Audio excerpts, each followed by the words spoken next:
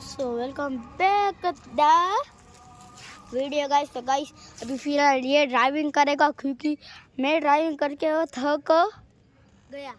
और गाइस हमने जब वीडियो शूट करने के लिए आया था वहाँ से भी मैं यहाँ पे साइकिल लाया हूँ निहार तक बाइक का।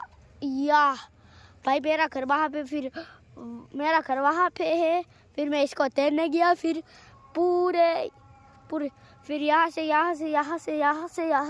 उसका घर वहाँ पे है। मैंने वहाँ पे उसको टोको लगाया, फिर यहाँ से यहाँ वहाँ ये है अंदर घुस गए।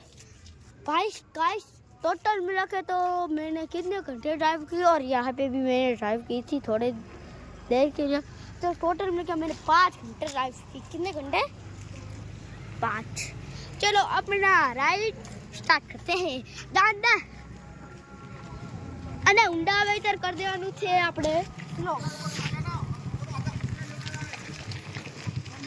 ના